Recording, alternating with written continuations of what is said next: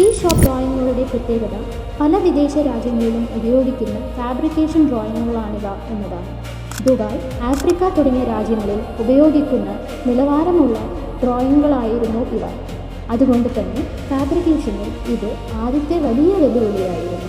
ഈ പ്രൊജക്റ്റിൽ ഉപയോഗിച്ച C4M paint ഇന്ത്യയിൽ സാധാരണയായി ഉപയോഗിക്കാത്തതാണ്. വളരെ ചെറിയ അളവിൽ ഇത് ഇവിടെ ഉപയോഗിക്കാറുണ്ട്.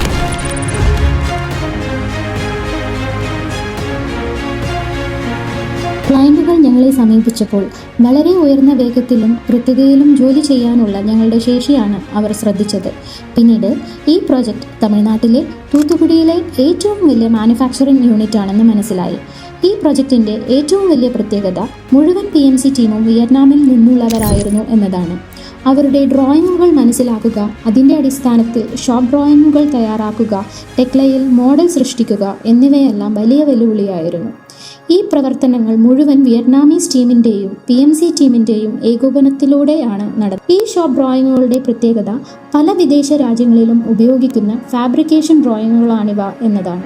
ദുബായ്, ആഫ്രിക്ക തുടങ്ങിയ രാജ്യങ്ങളിൽ ഉപയോഗിക്കുന്ന നിലവാരമുള്ള ഡ്രോയിങ്ങുകളായിരുന്നു ഇവ.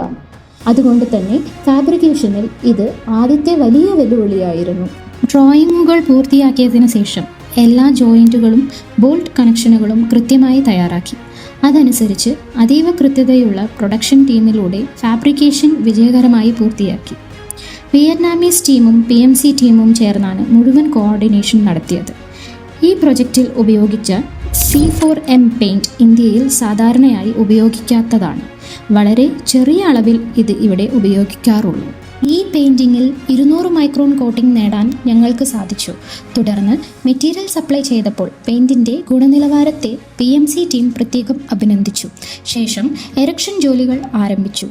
എറക്ഷനിലെ ഏറ്റവും വലിയ സങ്കീർത്തന കണക്ഷൻ ഭാഗങ്ങളായിരുന്നു. പാർട്ട് മാർക്കിംഗ് കൃത്യമായി ചെയ്തില്ലെങ്കിൽ കണക്ഷനുകൾ യോജിപ്പിക്കുക വളരെ ബുദ്ധിമുട്ടാണ്. എന്നാൽ ഞങ്ങളുടെ പാർട്ട് മാർക്കിങ്ങും ഷിപ്പറുടെ ലിസ്റ്റും പൂർണ്ണ കൃത്യതയോടെ ആയിരുന്നു. കൂടാതെ വളരെ അപൂർവമായി മാത്രം ഉപയോഗിക്കുന്ന പാരലൽ GSM എന്ന മെറ്റീരിയലും ഈ പ്രൊജക്റ്റിൽ ഉപയോഗിച്ചു. ഞാൻ മുമ്പ് പറഞ്ഞതുപോലെ ഇതൊരു ഡസ്റ്റ് ഫ്രീ സൈറ്റ് ആയതിനാൽ തുരുമ്പ് പിടിക്കുന്നത് തടയാനാണ് ഈ മെറ്റീരിയലുകൾ ഉപയോഗിച്ചത്. ഇത്രയും സങ്കീർണമായി ഷോപ്പ് ഡ്രോയിങ്ങുകളും എറക്ഷൻ പ്രവർത്തനങ്ങളും ഉൾപ്പെട്ട ഈ പ്രോജക്റ്റ് വിജയകരമായി പൂർത്തിയാക്കാൻ ഞങ്ങൾക്ക് സാധിച്ചു.